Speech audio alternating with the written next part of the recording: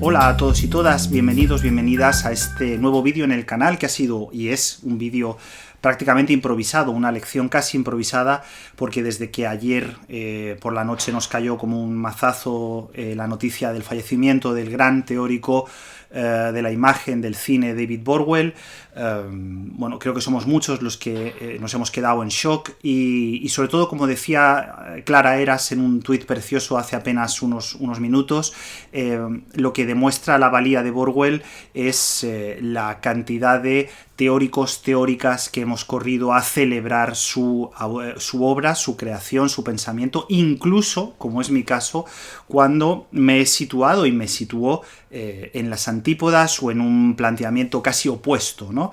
El objetivo de este vídeo, en primer lugar, es dar a conocer un poquito, servir como introducción quizá al pensamiento de Borwell, que ya digo, es un pensamiento muy amplio, muy complejo, atraviesa prácticamente 4 décadas de creación, una gran parte del inédito en castellano, por razones de las que hablaré, pero sí que me gustaría que lo entendierais más que nada como una especie de quién fue David Borwell, casi, como decía, improvisado, ¿no? Esta mañana, para preparar el vídeo, me he ido a mis libros de Paidós, de las ediciones de Paidós, de la etapa universitaria y primeros años de doctorado, y he recuperado todos esos apuntes, esas notas, ¿no? Muchas veces marcadas por el ardor de una juventud en aquel momento muy vinculada con una hermenéutica de tipo lacaniano, de tipo psicoanalítico, evidentemente muy enfadado con algunas de las cosas que Borwell proponía en aquel momento, y he pensado, bueno, voy a coger todo esto, voy a releer y voy a ofrecer un homenaje crítico, no una,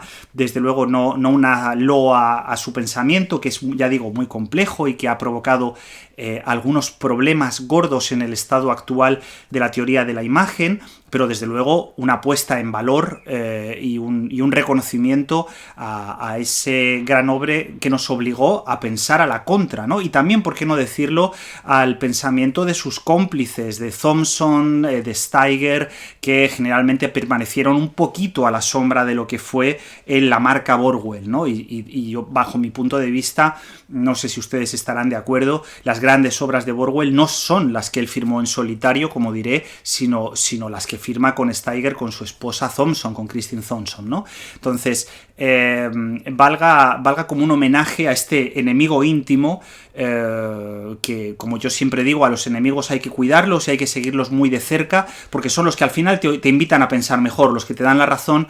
Pues está muy bien tener gente a tu alrededor con la que compartes sensibilidades y aprendes por cercanía, pero también está muy bien elegir a los enemigos, y yo no tengo ningún reparo en decir que Borwell ha sido un motor de mi propia reflexión a la contra durante prácticamente 2 décadas. ¿Por qué? Y aquí empezamos a hablar, ¿no? Primero porque Borwell supone la reivindicación de 2 maneras de entender el cine que nos han traído muchos quebraderos de cabeza.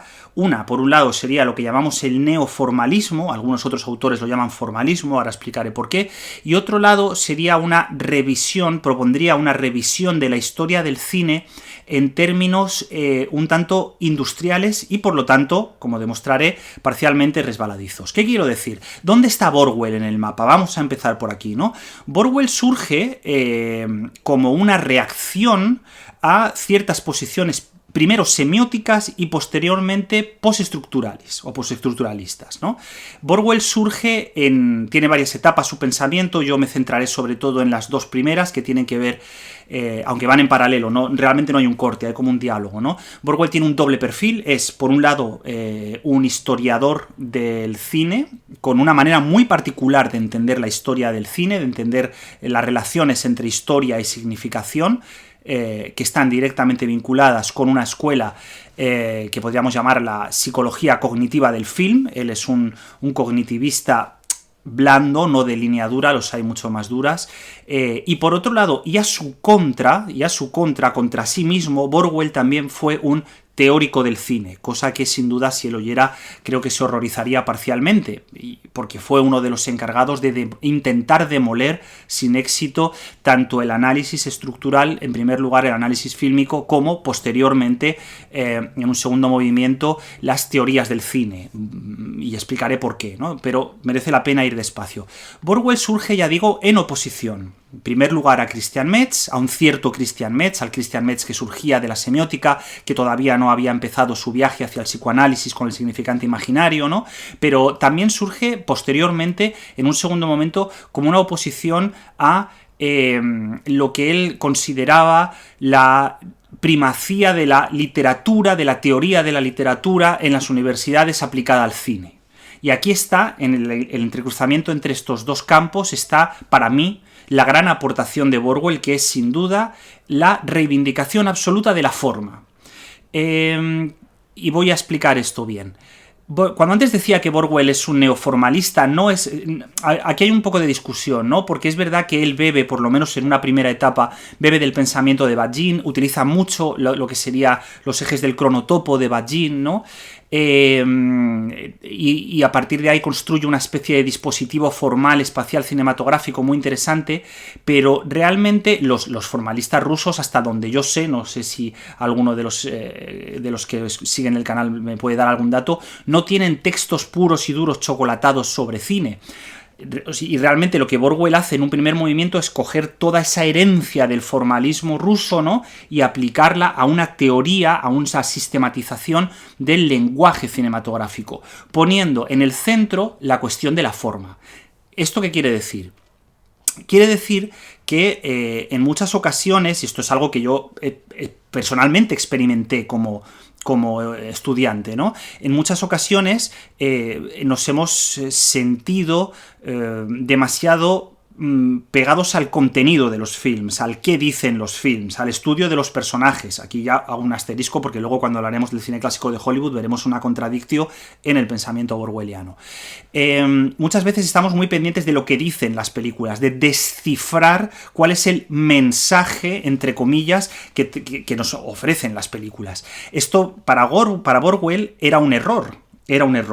Y lo que realmente tenía que ser objeto de estudio, en un primer lugar, eran los procesos formales. En esto estoy completamente de acuerdo con él, o al menos parcialmente. Lo que pasa, y aquí ya empezamos a hilar fino, es que la forma para Borwell es un operador tan grande de su pensamiento que acaba aplastando todos los demás. Es decir, Borwell tenía una absoluta fijación por entender el dispositivo formal del film, entender dónde estaba la cámara, cuánto duraba un plano, hasta dónde se cortaba, para entender cómo se utilizaba el color, todo lo que tiene que ver, y aquí podríamos discutir mucho, ¿no? Con eso que generalmente utilizamos de manera apresurada, puesta en escena, para entendernos, aunque la forma no es la puesta en escena, pero esto sería otro debate.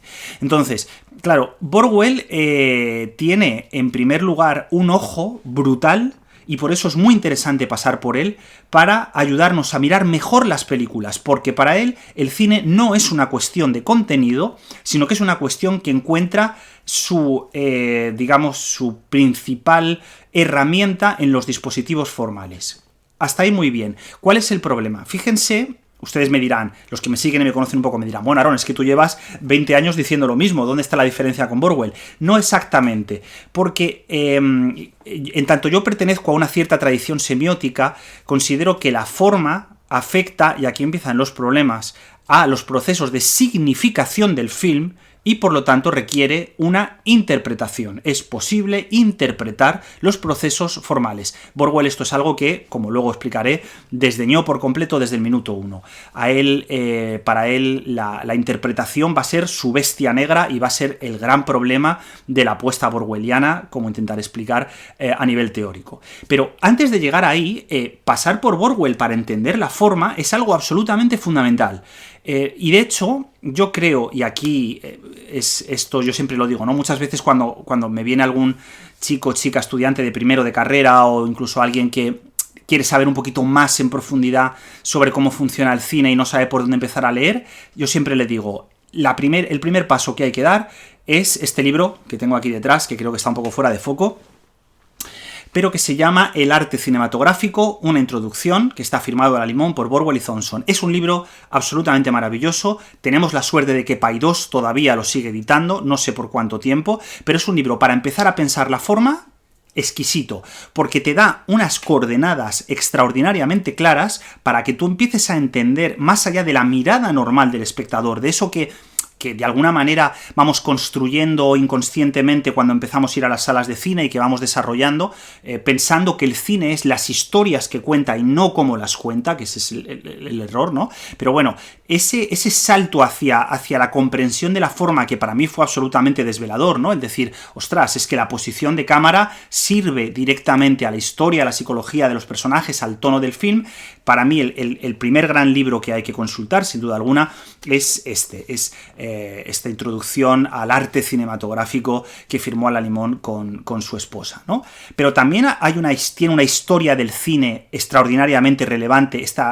No sé si se llegó a traducir o no, yo la leí en inglés, desconozco si está traducida pondré por ahí la foto cuando haga el montaje del vídeo, y si no, pues dejaré la portada en inglés, pero quiero decir, son dos textos, estos dos libros son dos textos muy chulos para arrancar y para decir, ostras, que el cine tiene unas dimensiones formales que además se relacionan con lo histórico, y aquí ya empiezo a introducir una idea que luego voy a desarrollar. Es decir, forma e historia del cine van cogidas de la mano, evolucionan juntas, van en una dirección muy determinada, y eso les permitirá llegar luego a una serie de sitios. Es decir, no se puede, y esto es una idea muy bonita, ¿no? No se puede separar forma de historia del cine, ni al revés, ni historia de la forma del cine. Ahora bien, ya veremos que la interpretación borwelliana de esta cuestión es un poco compleja. Ya digo, en esta especie como de tablero de juego que diseñó Borwell, que básicamente lo que hizo fue, vamos a decirlo con calma, ¿no?, pero tradujo muchos de los hallazgos de la semiótica en un texto divulgativo. Es decir, al final, lo mejor de Borwell ya está trazado en las reflexiones de la escuela semiótica de los años 60 y 70. De esto no les quepa a ustedes la menor duda. Lo que pasa es que él, digamos que limpia muchos de los tecnicismos, aplana casi, podríamos decir, ¿no?, para generar una primera lectura introductoria que de pronto dé toda la complejidad del cine y empiece a hablar de géneros, empiece a hablar de modos de representación, empiece a hablar, no con la complejidad de Noel Burke, desde luego, sino con una complejidad, pues eso, mucho más propia de la divulgación anglosajona. Empiece a hablar de escalas de plano, empiece a hablar de una serie de cuestiones que al final, pues eso, escoger parte de Metz, parte de la escuela semiótica y limpiarlas para que sean una puerta de entrada. Y en ese sentido yo creo que una gran parte del cariño que le tenemos a Borwell, sin duda, pasa por nuestro proceso de aprendizaje. Es decir, todos, de alguna u otra manera, hemos subido esa escalera que era el libro con Thompson. Ahora bien, vamos a empezar a ver los problemas que tiene esto. La propia evolución de la semiótica, el propio choque de trenes que se produce entre el estructuralismo y el postestructuralismo plantea la necesidad de ir más allá de la lectura formal de una película. Voy a ponerles un ejemplo concreto. Borwell tiene un libro del que he hablado en alguna ocasión, que es un monográfico sobre la obra de Dreyer. Él trabaja específicamente en dos monográficos, uno sobre Eisenstein, que no está nada mal, pero me voy a centrar un poco más en el de Dreyer, porque a mí es un libro que me interesa mucho, ¿no? El trabajo que realiza Borwell sobre la obra de Dreyer es absolutamente apabullante, porque analiza prácticamente casi todos los planos de casi toda la filmografía dreyeriana, con una precisión total. O sea, uno puede, dicho de manera muy clara, entender perfectamente el funcionamiento del estilo en Dreyer leyendo el libro de Borwell. Es impecable. Además coge desde Presidente, va plano a plano, va viendo dónde se producen las evoluciones, va reproduciendo todos esos frames para que podamos acompañar la lectura. En algunos momentos se permite algún juicio crítico sobre las películas, de tal manera que, o sea, recorrer el Dreyer de Borwell es una experiencia fascinante. Ahora bien, ahora aquí llega el problema. Ahora bien, Dreyer, como ustedes bien saben, es un director que a mi juicio, en lo más importante de su filmografía, no puede ser leído sin atravesarse con problemas de índole teológica, de índole espiritual, de índole, casi me atrevería a decir, existencial. No me gusta utilizar esta palabra aquí porque no está bien utilizada, pero ustedes entienden lo que quiero decir. Es decir, la búsqueda que anima la escritura de Dreyer no es únicamente formal. Es decir, dudo mucho que podamos hacer una lectura sensata de La Pasión de Juana de Arco o de Dies Irae, ¿no? Que por cierto contrapongan el maravilloso análisis que tiene Raquel Miralles en YouTube de Dies Irae con la teoría borwelliana, y enseguida van a entender lo que quiero decir, ¿no? Ordet, por Dios bendito, ¿no? Nunca mejor dicho. O sea, son películas que para mí como espectador, además de su absolutamente impecable factura formal y de la potencia visual que tienen, se están manchando las manos con la cuestión teológica, de una o de otra manera. Y de ahí estalla la experiencia. Claro, ¿qué es lo que pasa? Borwell tira para atrás. Dice, no, él no se mete en ningún momento, que es algo que me parece asombroso, ¿no? Cómo escribir un libro de 500 páginas o no sé cuántas son sobre Dreyer es un tocho, que además, ya digo, es un estudio muy riguroso, y no caer en ningún momento en la tentación de lanzarse al problema mayor espiritual del absoluto que plantean las películas. Y ustedes me pueden decir con mucha razón, porque es un análisis materialista, formal, puro y duro, cuadrado. Claro, es lo que hacía él, es lo que sabía hacer él, y lo hace indudablemente muy bien, pero a mi juicio, y ya digo, no tienen por qué estar de acuerdo conmigo, no es necesario, a mi juicio hay aspectos de la experiencia estética, de la experiencia emocional o afectiva, que deberían incorporarse en el análisis a riesgo de generar fricciones, chispazos, contradicciones y problemas. Por otro lado, no se equivoquen, la obra de Borwell, como enseguida volveré a esta idea, tiene posiciones absolutamente contradictorias, como cualquier gran pensador. Esto ya lo decía Heidegger en su seminario sobre Heráclito, en el primer seminario sobre Heráclito. Un gran pensador siempre tiene contradicciones, no pasa nada. Claro, para Borwell sí pasaba, porque eso implicaba, de alguna manera, él no hubiera estado de acuerdo con esta expresión, pero eso implicaba traicionar el texto, ¿no? Y no, ya digo, no porque Borwell no fuera un maravilloso historiador y un magnífico analista formal, que lo era, sino simplemente era que se detenía prudentemente, a mi juicio demasiado prudentemente, en las líneas que cortaban, que generaban fuegos, ¿no?, con respecto a ciertas aproximaciones al film. Claro, aquí ya tenemos que responder a la siguiente pregunta. Si uno genera un monográfico sobre Dreyer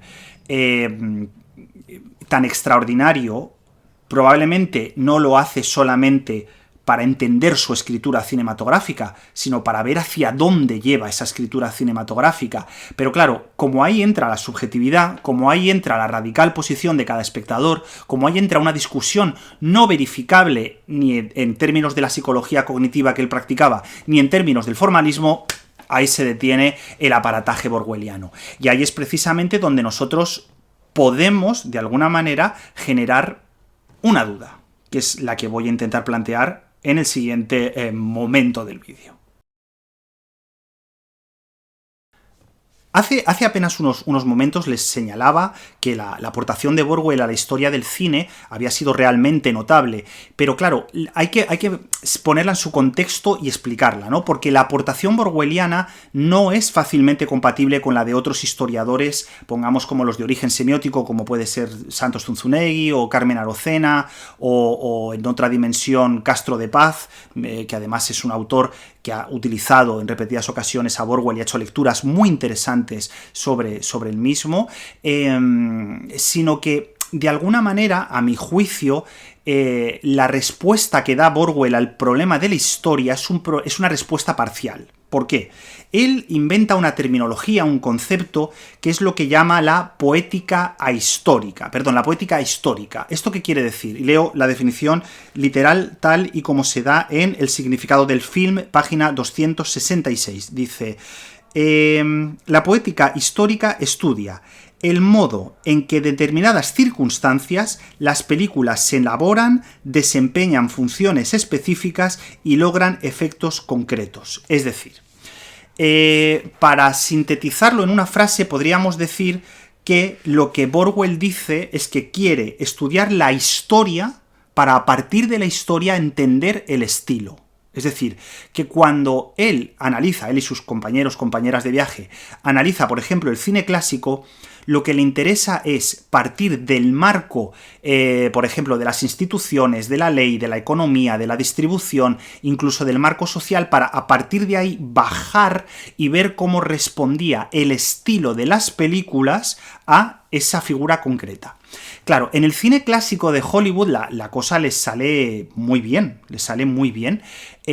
por poner un ejemplo concreto, en este libro sobre el cine clásico se hacen una serie de lecturas a propósito del estilo, a propósito de la causalidad, que es un tema al que volveré después porque es una de las patatas calientes del sistema borwelliano, ¿no? Que funcionan como un reloj. Pero es que, claro, la trampa que hace Borwell, que esto se habla, la trampa no es verdad, no es una trampa, pero el punto de vista metodológico inicial de Borwell es muy resbaladizo, porque a Borwell lo que le interesa es la medianía de los films, es decir, le interesan aquellos films que de alguna manera no son obras maestras. No le interesa un Casablanca, no le interesa un Ciudadano Kane, no le interesa, Los amantes de la noche. Cuando uno coge el libro, de pronto ve que el criterio de selección de las películas que eligen para trabajar él y su equipo son películas de absoluta gama media. Es decir, él quiere preguntarse por un estilo, ese estilo total, crear una categoría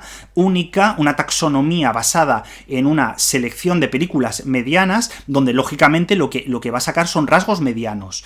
No le interesa la cuestión de los autores en absoluto, no le interesa la cuestión de la excepcionalidad en el sistema en absoluto, lo que le interesa es generar una serie de patrones básicos de lectura para entender eso, que hay una historia y que esa historia baja hacia el estilo. Claro, él no hace, esto es algo que Robert Stam le va a echar en cara mucho, él no hace el movimiento contrario, no pasa, que es lo que harán luego los estudios culturales, ¿no?, del estilo para saltar a la historia, es decir, no pasa de las huellas de creación al contexto social, eso él tampoco tiene que, no se mancha las manos, es un poco lo mismo que le pasa con Dreyer, ¿no? Parte de los films, ¿no?, parte de la escritura de los films, pero no hace ese movimiento de ver hacia dónde los puede llevar. Entonces, claro, el tratado sobre el cine clásico de Hollywood, que es de nuevo otro libro que hay que leer, o que yo recomiendo encarecidamente que se lea, es de un rigor absoluto, te da una panorámica histórica realmente asombrosa, pero nunca va a realizar ese movimiento de salida más allá de los films. Y de hecho, muchas veces el sistema, la taxonomía que plantea es tan absurda, ¿no?, y tan reduccionista, que genera esquirlas con las que no se puede operar. Y voy a poner simplemente un ejemplo, ¿no? Él intenta hacer como una clasificación de lo que sería el sistema causal de las películas de Hollywood. Quiero decir, una de las grandes aportaciones de su obra es pensar prácticamente todo el cine de Hollywood, todo el cine clásico de Hollywood, como un proceso como un arte causal, un arte que se fundamenta en la causalidad de los personajes y en su clausura. Es decir, en el hecho de que las películas se componen a partir de personajes que buscan un objetivo determinado, utiliza la palabra deseos, que esto luego vamos a ver que nos da problemas, y una vez que hace ese movimiento, ¿no?, llega a hacer como una especie de taxonomía de la causalidad. Y aquí es cuando la lía, aquí es cuando empiezan los problemas, ¿no? Hay una crítica también muy buena, por cierto, de González Requena a esta idea, en su clásico manierista posclásico. Claro que el cine clásico de Hollywood funciona frente a la causalidad. Lo que pasa es que, claro, Borwell, creo que no tiene en cuenta, primero, la complejidad de los personajes. Complejidad entendida, por supuesto, y aquí hay que incorporar la palabra inconsciente porque está hablando de deseos. Entonces, si está hablando de deseos, habrá que hablar de inconsciente. Parece que la propia formulación lo está pidiendo. Borwell hace una quiebra serpentina para no meter esta cuestión, porque entonces tiene que empezar a discutir con el psicoanálisis, cosa que no le interesa hacer y que cuando hará regular. Pero claro, él piensa en términos de objetivos coherentes, en personajes coherentes, con una causalidad lineal, Esto es más que discutible en el cine clásico, vamos, en todos los cines, pero en el cine clásico de Hollywood sin la menor duda. Es decir, pues la pulsión de muerte que habita a los protagonistas de The Tour, por poner un único ejemplo, es difícilmente comprensible en términos de deseos y objetivos. Lo mismo de Los amantes de la noche, lo mismo de En un lugar solitario, ¿no? Por no salir de Rey, todo el cine de Nicolas Ray es difícilmente entendible solamente en términos de deseo. Bueno, Rebelde sin causa, claro, evidentemente, ¿qué vamos a decir? Entonces, al aplanar este tipo de problemas, al reducir la cuestión de la causalidad, genera un engranaje muy fácil de entender, muy claro, pero que no, de nuevo no responde a la complejidad. Cuando él es muy curioso porque él hace como una taxonomía, una clasificación de diferentes tipos de causalidad en el cine clásico. Dice la causalidad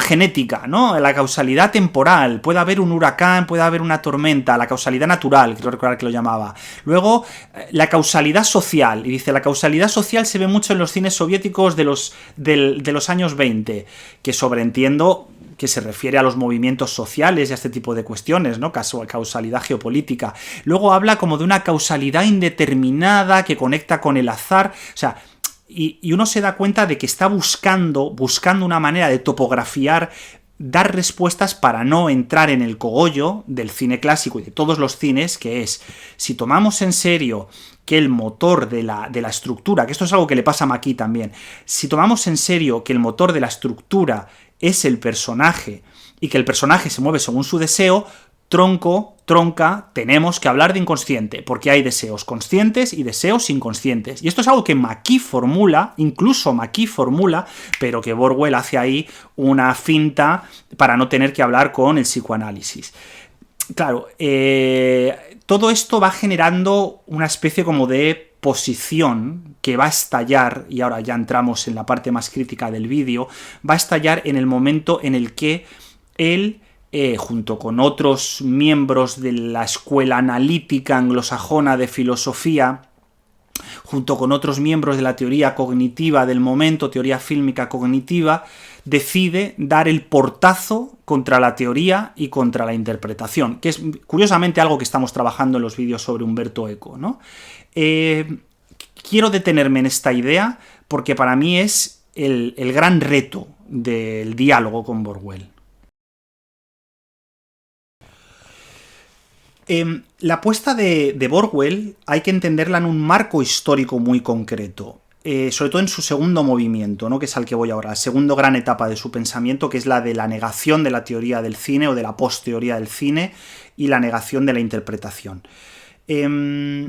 Claro, la primera carta, evidentemente cuando Borwell toma la posición que toma, que en cierto modo yo creo que ya estaba en sordina en sus textos anteriores, se enfrenta con un panorama que durante 20 años ha generado tremendas aberraciones interpretativas en el film. O sea, esto es indudable, que cuando Borwell da el puñetazo en la mesa y se enfrenta contra el psicoanálisis, contra el feminismo, los estudios de género, los estudios culturales, el postestructuralismo en general, él parte de una cosecha más que discutible, donde la deconstrucción, los efectos extremos de una deconstrucción malentendida, ya estamos viendo hacia dónde llevan. Y es a decir, auténticas barbaridades por esa puñetera manía de tener que hacer la lectura más contra el texto posible, ¿no? Más antihegemónica, más extrema, y que al final pues acaba consiguiendo que, digamos, porque yo también he practicado este tipo de interpretación y a veces lo hago,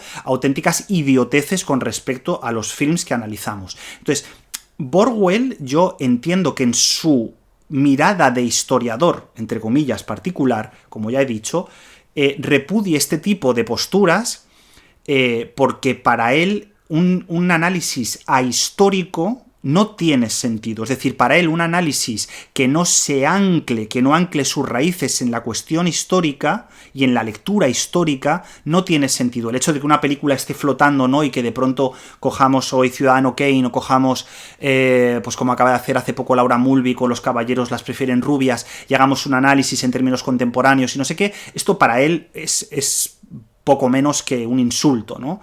Entonces, se enfurece y decide cargar contra este tipo de interpretaciones.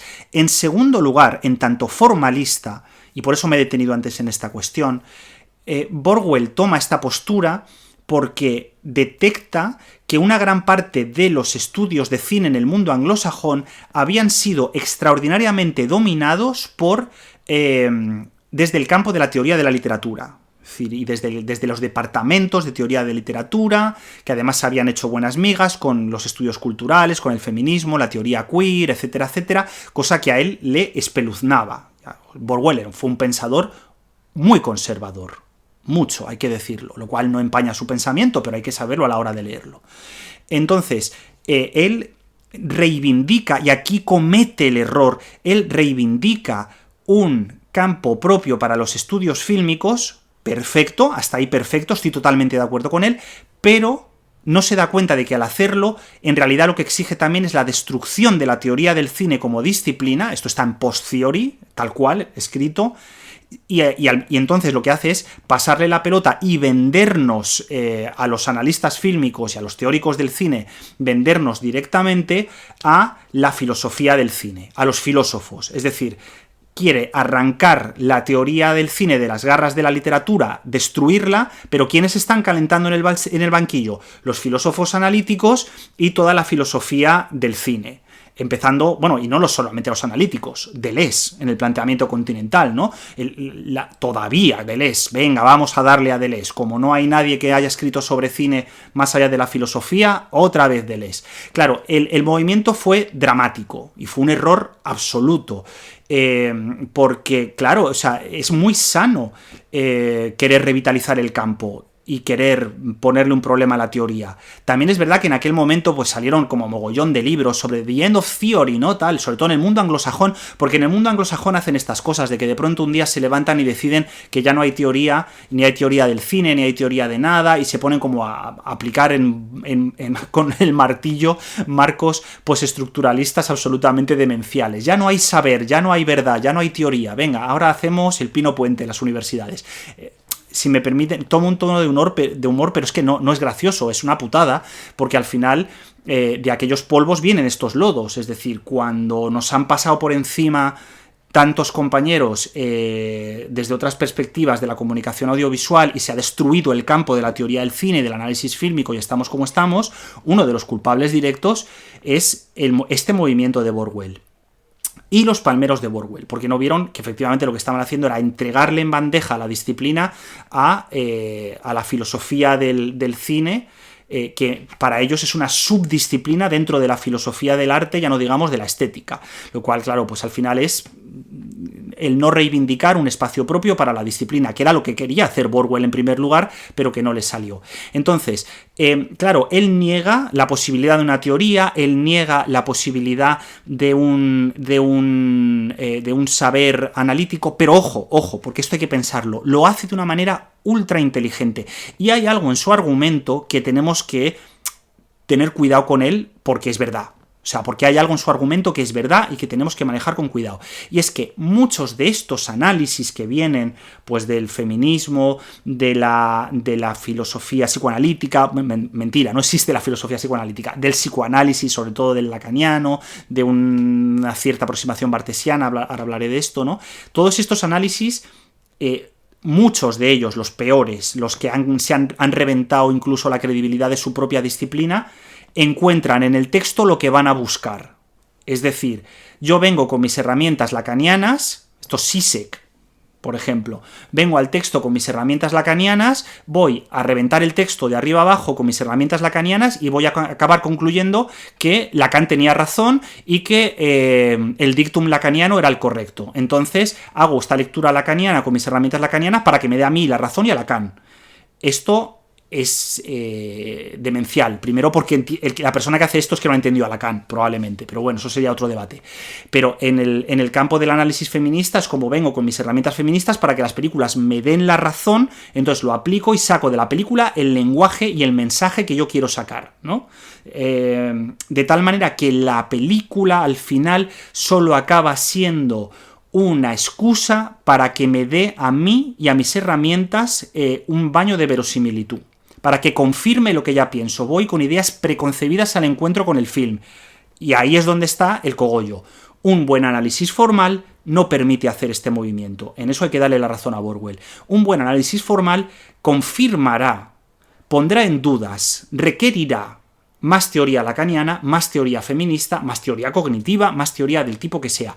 Un buen análisis formal, un buen diálogo con la forma. En el momento en el que aprovechamos para hacer psicología de personajes, por ejemplo, ya la hemos reventado, ¿no? O sea, en el momento en el que llegamos y decimos, no, es que el protagonista de Gladiator tiene un trauma, no sé qué, y entonces cogemos al protagonista y lo sentamos en el diván y hacemos un análisis psicoanalítico de personaje, se acabó. O sea, game over. Ese análisis es una mierda, no llevará a ningún lado. Pero claro, el problema de nuevo es que Borwell cierra la puerta demasiado fuerte y no se da cuenta de que es posible realizar un análisis formal correcto, de altura, con unas buenas herramientas lacanianas, de los estudios culturales, deconstructivas, pero claro, es que hay que saber mucho para hacer esto, hay que estudiar mucho, hay que ser riguroso con el texto, que esto ya es un problema, y sobre todo hay que entablar un diálogo en igualdad de condiciones entre la filosofía y el cine, el psicoanálisis y el cine, los estudios culturales y el cine, en igualdad de condiciones, no utilizando el cine para que te diga lo que usted quiere escuchar, ¿no? Y entonces acabar diciendo idioteces, como ya lo he dicho en este canal alguna vez, que Polanski en La semilla del diablo te ayuda a entender a Santo Tomás. Ole, claro que sí, esto está publicado, ¿no? Entonces, yo entiendo el movimiento de Borwell como un movimiento que en su momento tuvo mucho sentido y que debe seguir reivindicándose, si es que es lo que digo, hay que seguir leyéndose a Borwell, pero no quedándose en esta especie como de corte, ¿no?, que él realiza en el campo de la interpretación. Él se chotea en ciertos momentos de Laura Mulvey, ¿no? Y dice que Laura Mulvey había dicho que era el momento de acabar con el placer de ver películas, y que él decía que era el momento de acabar con el placer de analizar películas, ¿no? Pero es que ni siquiera lo hace como Susan Sontag, no tiene un marco cultural como el que tiene Susan Sontag, teniendo algo más o menos parecido en contra de la interpretación, aunque ahí habría mucho que discutir, ¿no? Es paradójico. Creo que ven un poco la paradoja, ¿no? Cuando antes decía que Borwell es un pensador, como todos los grandes pensadores, que va acumulando contradicciones en su seno. Un señor que ha escrito 500 páginas sobre Dreyer y está en contra de la interpretación, ahí hay algo que chirría, porque había que preguntarse, ¿qué interpretación? Y Borwell no responde, sino que dice toda interpretación. Por lo tanto, niega la mayor al diálogo, pues, con otras disciplinas. Entonces, por eso digo que hay que valorarlo, ¿no? La última, ya por ir como concluyendo, que tampoco me quiero enrollar mucho más, simplemente ya digo, quería dar como unas líneas, ¿no? La última etapa de Borwell ha sido algo menos polémica, y yo creo que también muy interesante, ¿no? Incluso en algunos casos más interesante que el anterior. Lo que pasa es que son textos que, por haber sido únicamente publicados en inglés, casi no han impactado en el terreno de la discusión académica de habla hispana, ¿no?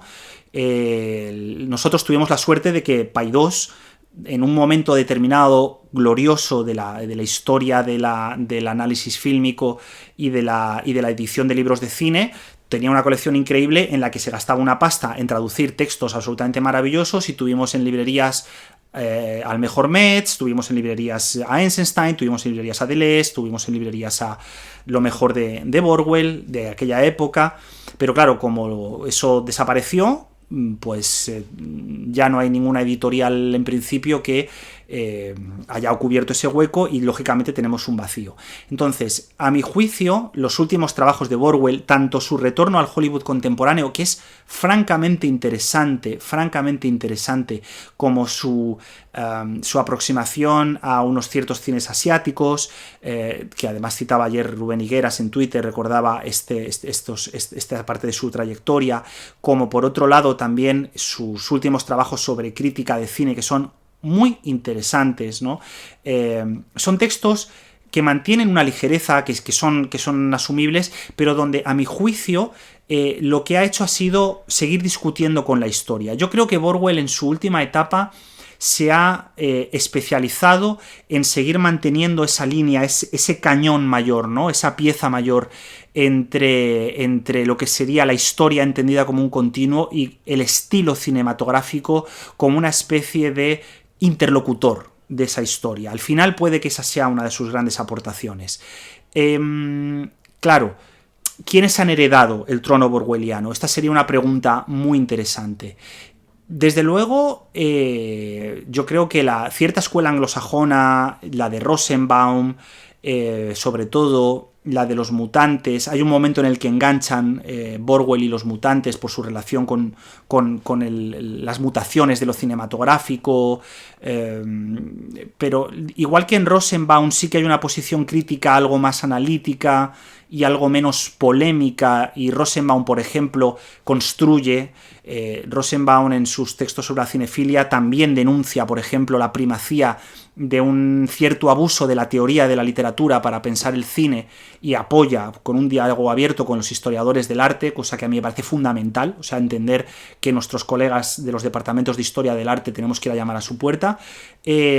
Son sin duda, ya digo, grandes, son algunas de las posibles continuidades de la obra de Borwell. La obra de Borwell va a tener continuación en tanto no vamos a poder, ojalá, escapar de la lógica neoformalista y de aproximarnos al placer de la forma de las películas. Ahora el reto que tenemos como generación crítica de pensadores, de teóricos, teóricas, es cómo superar el límite de la forma clausurada borwelliana, de la causalidad, que es la propia del cine clásico de Hollywood, ¿no? Hoy en día creo que es prácticamente imposible pensar que el cine contemporáneo se puede pensar desde la lógica de la causalidad tal y como la propuso Borwell. Tenemos muy claros los elementos de superación, pero tenemos desde luego el impulso de una escritura cercana, de una escritura que buscaba la concisión, que buscaba la ordenación y que incluso en sus peores momentos creo que tuvo la lucidez y la honradez de intentar defender a su manera el campo. Más allá de esto, es hora de seguir azuzando el árbol y es hora de volver a apostar por la interpretación de los films, sabiendo que en cada análisis que realicemos está la pregunta viva que nos problematiza, que sigue siendo interpretación, sí, pero ¿qué significa interpretar?